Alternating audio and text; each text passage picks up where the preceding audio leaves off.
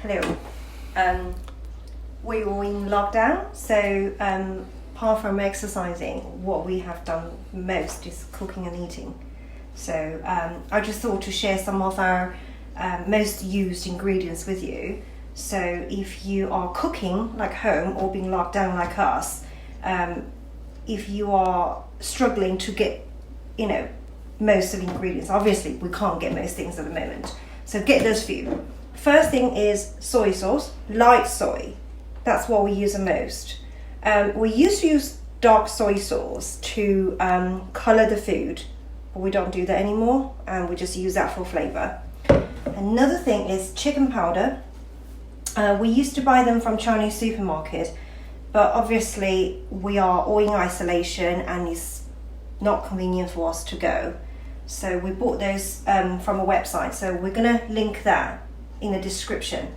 So Chinese soy sauce, chicken powder, and salt and pepper. That's it. That's the main ingredients we use. But if you want more comprehensive version, I will show you my spice drawer in a second. But otherwise, if you are struggling to get most of the ingredients, just those four. So a lot of people will be really surprised at how few ingredients go into most traditional Chinese dishes. Mm-hmm. The two types of soy sauce a lot of people get confused with as to which one to use. As Sue said, we always used to use dark soy sauce because there's a thought that because it's darker, slightly thicker, that it seems to be that it will add more flavor, but that's not really true. The darkness of the soy sauce, the dark soy sauce, mainly adds color, but the light soy sauce is mostly for flavor. So actually, what you might not expect, the light soy sauce adds more flavor. The dark is mainly for color. One more thing. Years ago when I was whitening my teeth, one of the things the dentist said is don't use dark soy because they stain your teeth just like coffee tea. But I think the dark soy, because they add color, so they stain your teeth far quicker and more severe. And that's why you'll see with a lot of takeaway rice is a lot darker, even though it might be white rice, because most takeaway fried rice is using day-old rice, and that dries it out a little bit. And the first thing they will do is mix in dark soy sauce, and that gives it that dark color that you see from the takeaway rice. Yeah. And then they fry it up with egg and everything else. But they will fry it up very often either with MSG or with chicken powder. MSG got a really bad reputation when it's been bandied about in the media, but it is just another form of salt, really. But the way that it combines with the food adds to the flavor. So MSG is not harmful. There's no proof ever that MSG is really harmful to you. But if you don't want to use MSG, then you can use chicken powder as well for a similar effect to MSG, combining it with the soy sauce, salt, and pepper. So these really are the main ingredients. So because we have very limited soy sauce now, so what I do is I use a drop of soy sauce just to add the flavor, and I mainly use salt to bring out the flavor rather than purely use soy sauce like I used to, because I could just go out. I used to be able to just go out and get it, but now we have to be more thoughtful in the stock we have. So here is our spice drawer. It's not just Chinese. We got the tempura mix. We got it from Asian supermarkets, but we don't like to keep things in their packaging, so we're putting this container and we write the expiration date, so we need to use that by the end of December 2020, which is this year. But as you can see, it's not much left anyway. So I think before this lockdown finishes, we probably will need more. And this is a great tip, which certainly didn't come from me because I'm not this organized. But instead of keeping things in a drawer, in their boxes and their packets and everything else, where every time you get it out, you might be tempted to look for the expiration date, then you're hunting around to see when it expires. If you put it here, in a tub which is airtight. You know when it expires. You don't need to look for it. We do the same thing for sesame seeds. So the expiration date is October 2020. As you can see, we haven't used that much. So when you combine the core ingredients here and you combine it with any one of these things, it changes the dish according to whatever it is that you're making. So just going back, the recent one, the sesame, if you do chicken, for example, and you've got the soy sauce, some chicken powder, salt and pepper, if you want to give it that sort of nutty, seedy flavour and just give it a hint of a different dish, just throw some of these in with it whilst you're cooking it. And then immediately you've got a different type of dish. So here we got Citroen Peppercorn, which is one of my favourites, but my husband doesn't like that so much. He thinks that will kill him. And you can put these in whole or in a pepper grinder. Yeah, so we use both. Well, I use both. I sneak in sometimes. Yeah, it ended up in the pepper grinder because I don't really like them. And for some reason, even though I don't like them, I always seem to find them. We only put a handful in any dish. Well, Sue only puts a handful in any dish. But I always seem to find them, fish them out and give them to Sue. So instead of that now, Sue's taken to putting them in a pepper grinder. So it sort of hides them in the dish. So I can't even do that anymore. So you can't fish them out. So I can't fish them out. We have chili powder. Again, we don't have much anymore, although we do have some reserve here. And by the way, we will put all of the links and descriptions of these in the YouTube channel video. So make sure you go to the YouTube channel to subscribe there. We do have some reserve.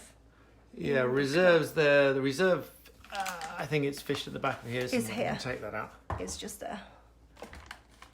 So these are Chinese peppers and dry chili, if I can get it without an avalanche. So this is just dry chili packet powder you get from the Chinese supermarket, but we always keep some readily available here. And this, just as a segue for spicy dishes, we use to make chili oil, which you can keep on hand all the time. We've got another video of how to make that, so we'll link to that as well. So that's that. And we have some dry chili, which you have seen. These are larger dry chilies. You can throw these in as they are, which will spice up any dish. And we have, what are these called? Star anise. So it's a little bit of they are dry, they go in any dish, and they're sort of a licoricey type flavour. So if you don't like licorice, you won't like this. But if you like licorice and that kind of hint of a different flavour, just one or two of these in any dish will again give it a different, actually, because they're quite strong. And these, I honestly don't know what it is. It's a type of ginger, but I don't know its name in English. It's in Chinese it's called shanai. So I'll find out what it's called in English. But you'll recognise them anyway. If you're in a Chinese supermarket, you'll recognise what they are.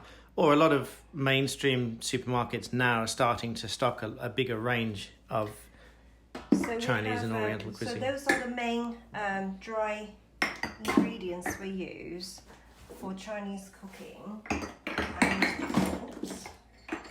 And you can see lots of salt. So we use different salt because we are running very low on soy sauce. So we use different salt. Oh, this is a funny story. We love Five Guys and then their spice blend, but obviously we can't go out now, and then I don't think they even open. So my husband made some spice mix last night. So if anyone is interested, if anyone loves Five Guys, who doesn't love Five Guys like I do, I love their spicy mix powder that they put with the chips, and all of that is a mixture of different things that you'll find in here. So that probably warrants a different video, but it was really easy to make. You can make some up and then it tastes exactly like the original. So there you go. So I think that's the main the Chinese ingredients we use. We have some Indian section here, and this brand is made by our friend. Yeah, so we'll link to this as well. This is made by a family who own the restaurant in town, which is the best restaurant in Lichfield, and they won awards. They have it's a Guinness World Record, isn't it? Yes, for the largest curry. And they've put these together as a full range of sauces and coffee, actually, as a segue. You can see I love coffee, but this is their coffee as well. So they even have a really good, delicious coffee range out there. So I'm going to link to that as well, because that's really worth mentioning. So here, while we're here, yeah. These are the Chinese dates, which I use because we don't use sugar. So, that's just a container. That has nothing to do with the content. So my parents bring them here every year. So we use them as a sweetener and as a dish. You know, they add colour, that they're quite, they're really healthy. So we have 2 big tubs of these.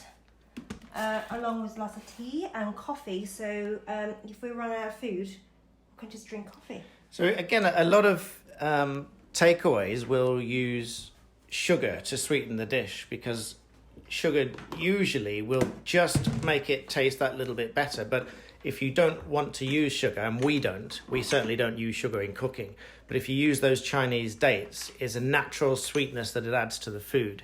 So it will make it slightly sweeter. Although this is regarded as Indian ingredients, but we use a lot, is cumin. So Chinese do use cumin a lot for barbecue or cooking lamb. So that's another thing, which you can get from any supermarket anyway. This is 5 spices. Chinese Chinese five spices. It's another sort of secondary essential ingredient for Chinese cooking. We just used the container of something else. So anyone that likes salt and chili chicken, you'll always have Chinese 5 spice in it. Mm-hmm. And use a good one rather than a supermarket brand. It's not the same. The proper Chinese supermarkets is far better. Yeah.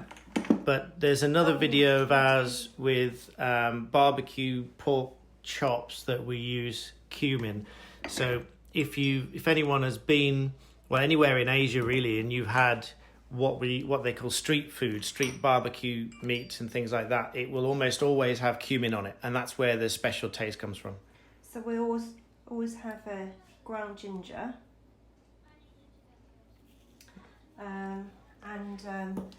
this is another thing we use as a food colouring if we do want to colour the food. That is saffron, which is mainly using Iranian dish, and we cook Iranian dish as well at home. So that's what we use, saffron. Again, there's a hint of flavour, but a lot of it is mainly for the colour. Yeah, So the yellow rice that you'll have in sort of Iranian or Persian dishes, then you'll see the yellowness coming from saffron. And garlic. Garlic granules is great if you want a slight hint of garlic, but you either don't have time or you don't want the fresh garlic in there. Garlic granules is great for that. Onion. Onion salt, same thing. If you don't want the real onion in there, this will give you the hint of onion. It's not quite the same, but it will give you a hint of onion. But also don't mix it with normal salt, because then it'll be too salty. One last thing we do use a lot, which is paprika. Paprika as well. That was also in the Five Guys spicy mix. So that gives a nice smoky flavour to it. So those are the essential ingredients. Please go to the link in the description, because this video is going up on YouTube with descriptions of all of these ingredients in there and where you can get them from. So see you soon. Happy cooking. Happy cooking. Thank you for watching. Bye.